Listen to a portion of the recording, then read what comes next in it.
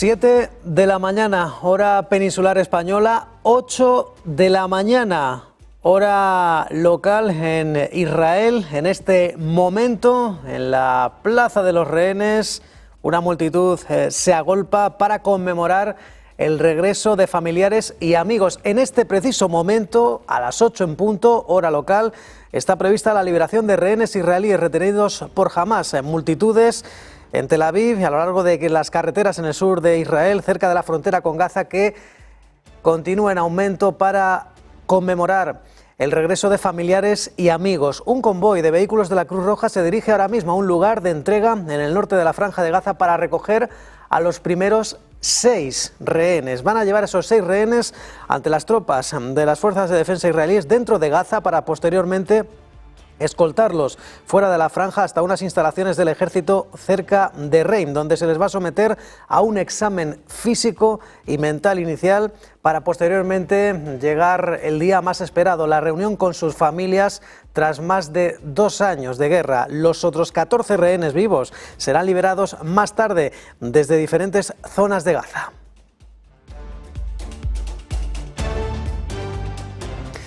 ¿Qué tal? ¿Cómo están? Es el lunes 13 de octubre y en estos momentos está a punto de producirse ese canje de rehenes, la primera parte de este acuerdo de alto el fuego que en este caso el presidente Donald Trump hacía valer ante Israel y Hamás con el beneplácito de la comunidad internacional. Un Donald Trump que se encuentra en estos momentos de viaje a bordo del Air Force One para llegar hasta Oriente Medio, hasta Egipto, hasta Israel, para asistir a esa firma de un acuerdo histórico con muchos líderes internacionales. Un Donald Trump que poco antes de partir a bordo del avión presidencial decía que era un día histórico, quizá sea lo más grande que han hecho jamás, porque decía que la guerra ha terminado y que todos lo celebran.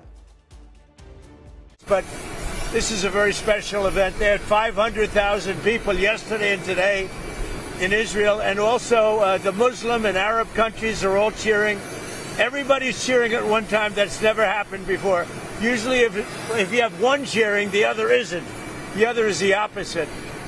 This is the first time everybody is amazed and they're thrilled, and it's an honor to be involved, and we're going to have an amazing time, and it's going to be something that's never happened before.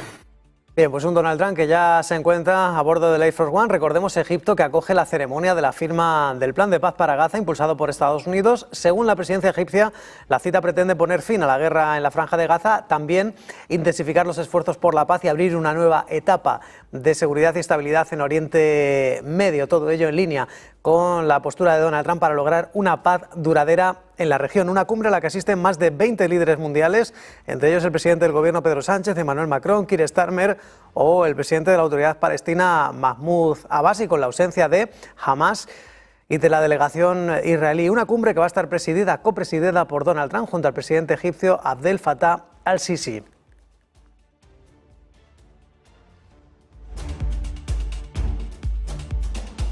Pues como decimos, Donald Trump que se encuentra viajando hasta Oriente Medio para hacer una visita express a Israel, donde incluso se dirigirá al Parlamento israelí, al Knesset, y posteriormente se trasladará hasta Egipto para asistir a esta firma de este acuerdo en el que van a ir todos. Y este es uno de los momentos, instantes de esa reunión con los periodistas a bordo del Air Force One de Donald Trump hace unos momentos.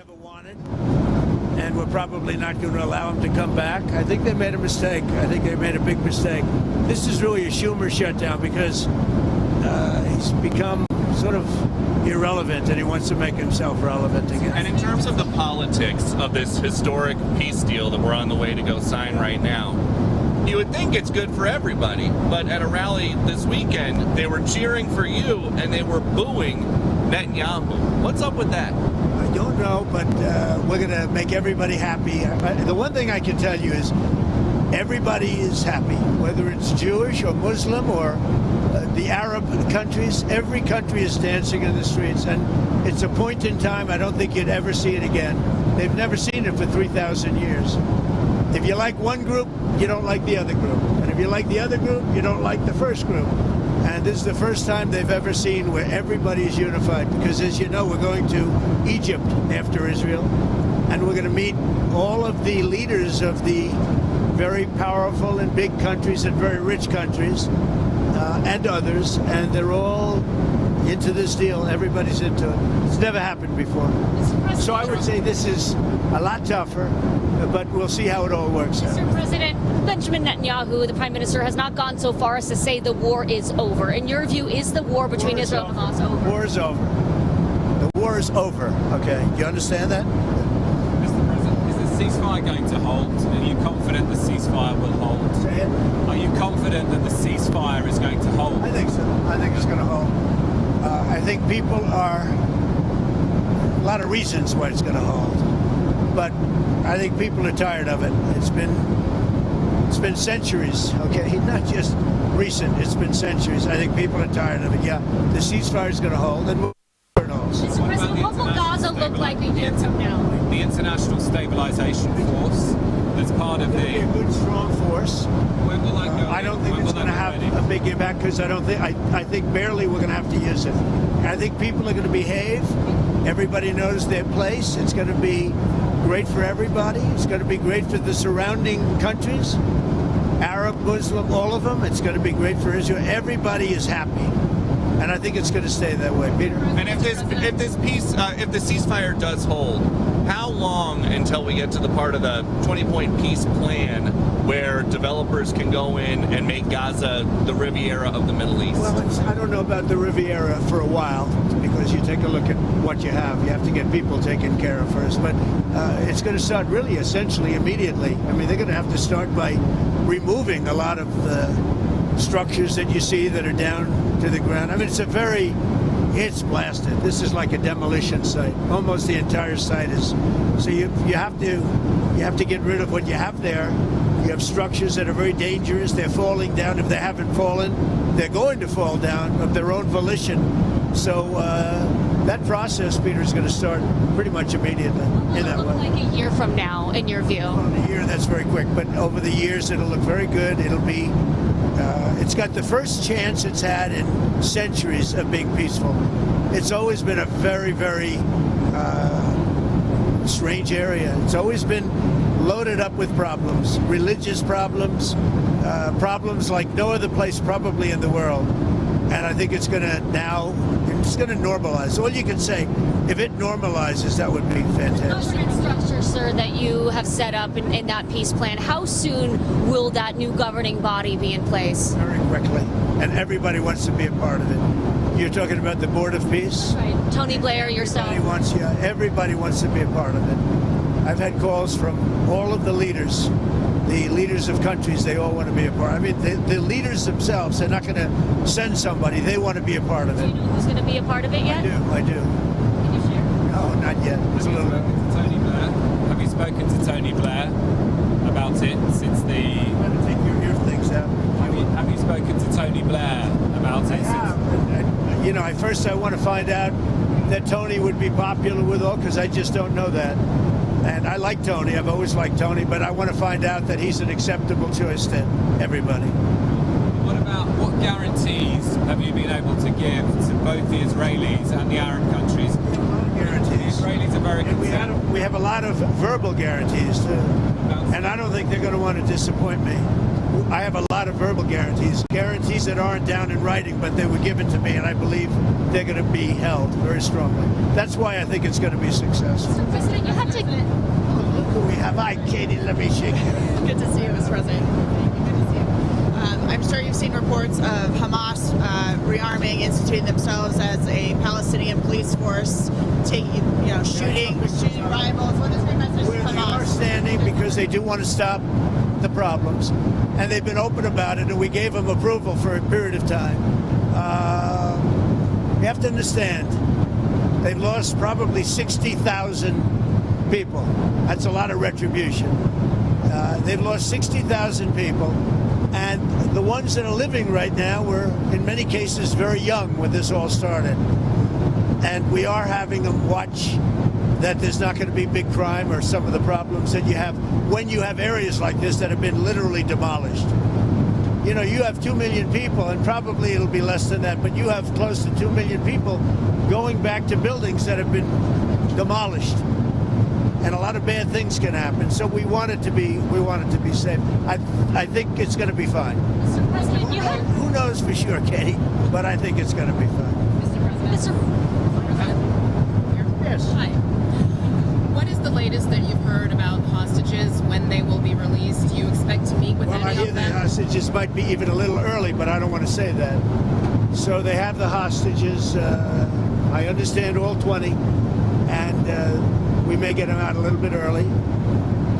Getting them was amazing, actually, because we were involved, and they were in places that you don't want to know about. Deep. Some of the top Biden administration folks who were there, like Antony Blinken, seem to want some credit for the peace deal. Blinken says it's good that President Trump adopted and built on the plan that the Biden administration developed. What do you think about that? Everybody knows that's a joke. Look, they did such a bad job. This should have never happened. This wouldn't have even happened. That was weak leadership, terrible. And the same thing with Russia, Ukraine. If just a decent president, not a great president like me, not a great president. If a decent president was in, you wouldn't have had the Russia-Ukraine. And this is, I would say, even more so. This was bad policy by Biden and by Obama. Remember when Bibi came and he begged that you not do what they were doing with Iran? You remember that, right? Begged them. And they wouldn't even listen to him. Everything they did was the opposite of what you should have done. And it's nice that they try and take a little credit. That was years ago, and the mistakes were made years ago, and it was both by Biden and Obama. So what did you do so differently? Because I know a lot of it was behind the scenes. So what did you do so much differently than Joe Biden and to end the war? I resonated with the Arab leaders, the Muslim leaders, and the Jewish leaders. For whatever reason, you tell me why. You know, he said that in my first news conference, I answered more questions of him than Biden did in 4 years. And I think that's pretty close to being true. No, there were no Pinocchios in the fact check. That's right. That's right. President, your relationship with Prime Minister Netanyahu has been through some ups and downs. You had to get a little tough on him. Where is that relationship now, and can you tell us about it? It's very good. He just put me up for the Nobel Prize.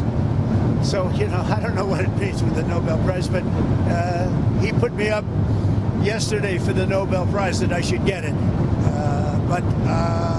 So, I mean, I think it's very good. Has he made commitments to you personally about moving forward to the next phase of peace? Look, let me tell you, he's a wartime president. He did a very good job.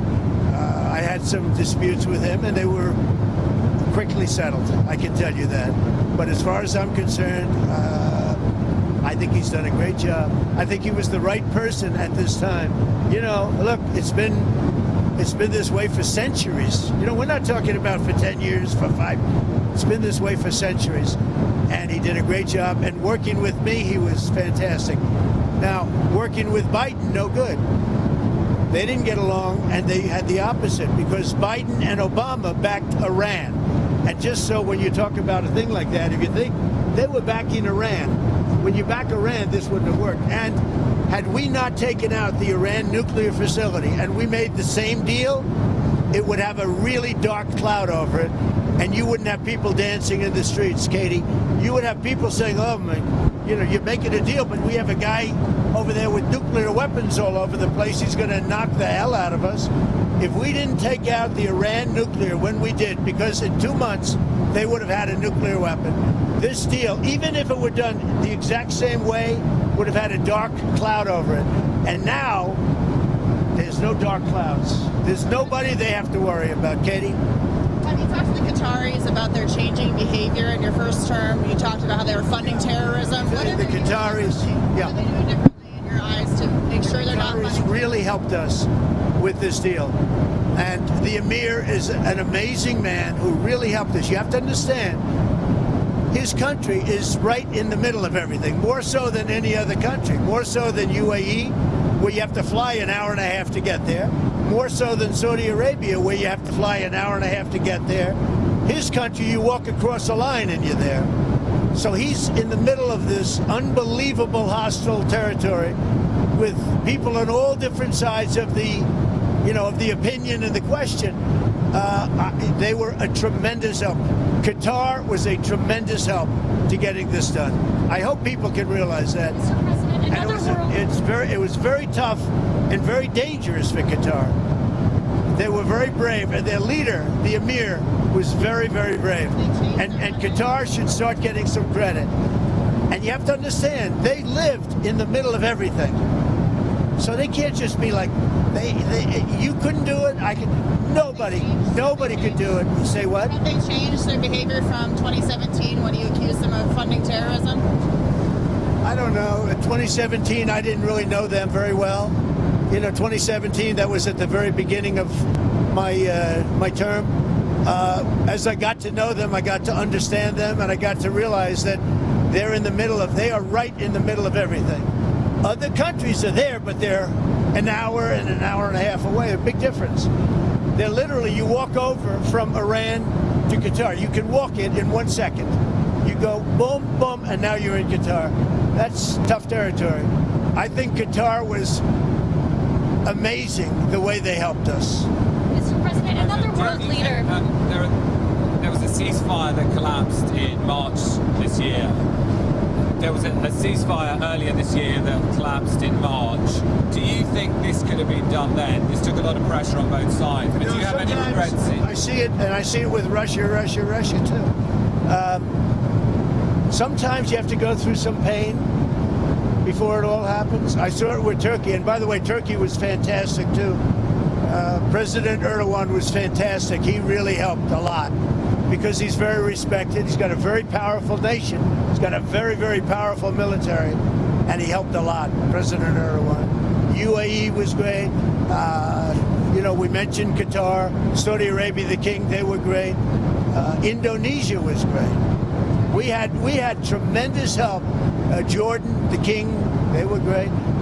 This is an amazing thing. Countries that, very diverse countries, some got along, some didn't, but for the most part, nobody got along with anybody, and they all came together, and they're all dancing in the streets, just like Israel.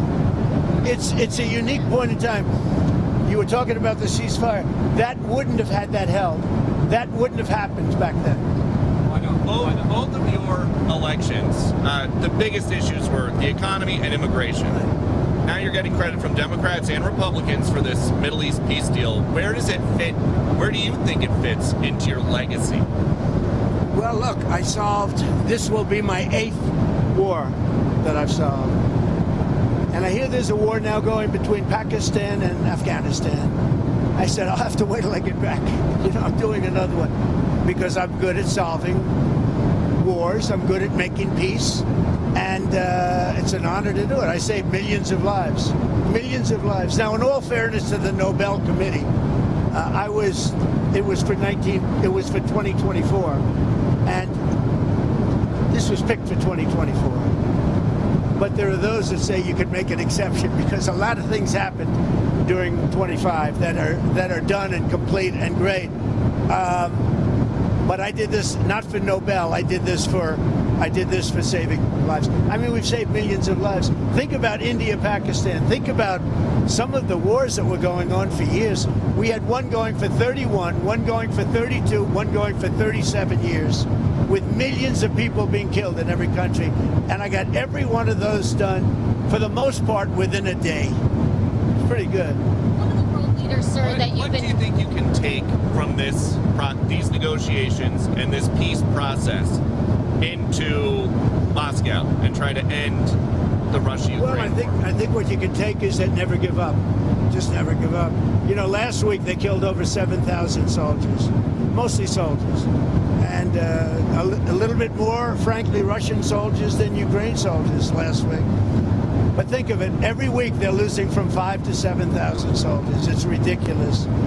And I thought that would be one of my easier ones. I mean, when you settle something that's been going on for 31 and 32 years, that's, in theory, a lot harder than setting, something that's been going on for 3 years. But this is a war going on for 3 years, should have never started. frankly, I give Ukraine credit for doing so well.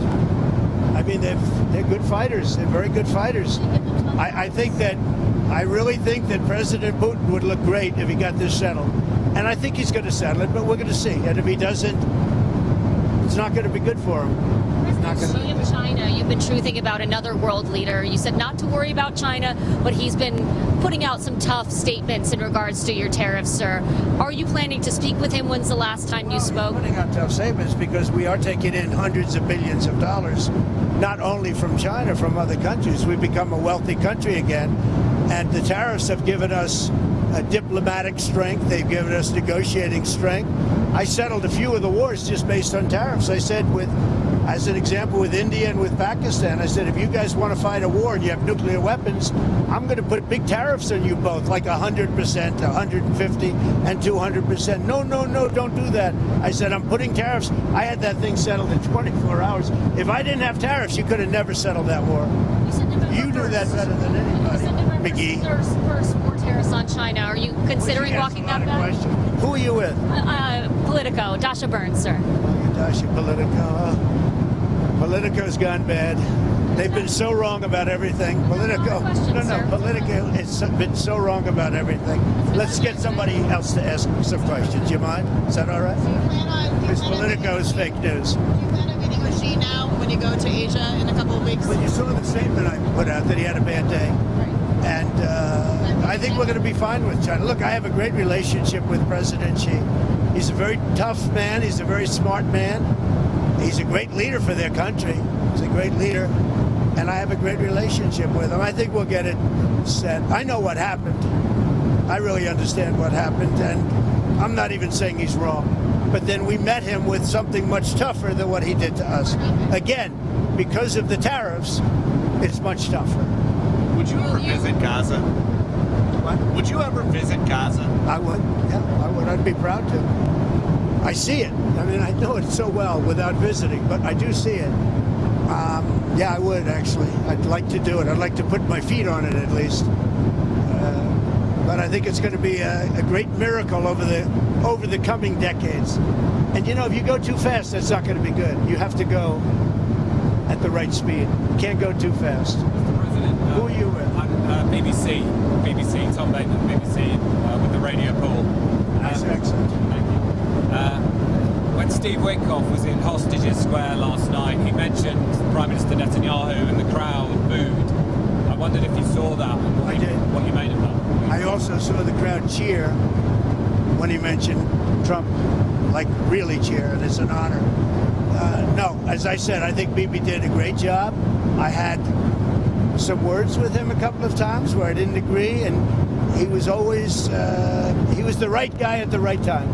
But are you confident, because many Palestinians will be concerned that after the hostages are handed over, that Israel might restart the war for some reason? I'm not worried about anything. I think we have a great deal, and it's a great deal for everybody. You know, a great deal is a deal where everybody's happy. And every country, they're dancing in the streets. That's a great deal. It's a unique period in time. So President, November 1st, 100% tariffs on China is what you said. Is that still the plan? Yeah, right now it is. Yeah, let's see what happens. You know, for me, you know what November 1st is? An eternity. November 1st is an eternity for me. So there's for somebody else, it's right around the corner. For me, when I hear November 1st, it's an eternity. Go ahead. You had talked a couple weeks ago, you were doing an interview, and you talked about how you hope to end the war in Ukraine because it might help you get into heaven. How does this help? Does this help? I mean, you know, I'm being a little cute. I don't think there's anything going to get me in heaven, okay? I really don't. I think I'm not maybe heaven bound. I may be in heaven right now as we fly in Air Force One. I'm not sure I'm going to be able to make heaven. But I've made life a lot better for a lot of people. And, you know, as an example, had the election of 2020 not been rigged, you would have millions of people living just in Russia, Ukraine alone. That would have never happened. And it didn't happen for 4 years. And I knew Putin very well. It was the apple of his eye. All the things I've said would have never happened. We had an incompetent administration, we had an incompetent president, and because of a crooked election, millions of people are dead. And by the way, the Israeli thing was much harder to get settled because of the past administration, okay? Rest, enjoy yourselves, say hello to your boss, and I'll see you guys, right? Good. So before you go, can you tell us about your conversations with President Zelensky? Did you talk about We had a very good conversation this morning and yesterday, and he basically would like to, as you know, we are not sending any weapons. We're sending them to NATO, and NATO is paying, which is a big difference between Biden and Trump, because Biden gave him $350 billion, and we didn't. We gave them nothing, but we gave them respect and some other things, frankly. So we talked about weapons, and the weapons are sent to NATO, and NATO then sends us a check. They pay for them in full, and they would need more weapons, and we're looking into doing that. We hope we're going to be able to provide them. You know, our country needs weapons too. We can't give so many weapons that we don't have weapons. You never know what's going to happen. Who knows what's going to happen? But NATO pays us 100% for the weapons, and then they send them into Ukraine. And we talked about the weapons they need, what kind of weapons. They need Patriots very badly. They'd like to have Tomahawks. That's a step up. They'd like to have Tomahawks. We talked about that. And so we'll see. Well, I don't know. I might have to speak to Russia, to be honest with you, about Tomahawks. Do they want to have Tomahawks going in their direction? I don't think so. I think I might speak to Russia about that, in all fairness. I told that to President Zelensky, because Tomahawks are a new step of aggression. Right? You understand that very well. Are you saying that you will speak to Putin first about Tomahawks? I might talk to him. I might say, look, if this war's not going to get settled, I'm going to send him Tomahawks. I may say that. The Tomahawk is an incredible weapon, very offensive weapon. And honestly, Russia does not need that. They don't need that. Yeah, I might tell them that if the war is not settled, that we may very well do it. We may not, but we may do it. I think it's appropriate to bring up. Yeah, I want to see the war settled. Thank you very much. Tell them to be honest and not honest. Hey, sir, talk to Caroline. She'll vouch for him. Okay. Thank you. Thanks, President. Thank you. My first time on the plane. Oh, really? Oh, yeah. What do you? He flies private. Yeah. He's doing pretty well, huh? So who's going to be the head anchor at CBS? Not Nora O'Donnell. I don't believe it. You know, there's a story that they're going to. I don't believe it. What do you think of Mayor Well, I tell you what, Larry Ellison is great, and his son David is great. They're friends of mine, they're big supporters of mine, and they'll do the right thing. They're going to make CBS. Hopefully, they called it the Tiffany Network, and it's got great potential. CBS has great potential. Thank you all. Thank you. Thanks, President. Thank you, sir.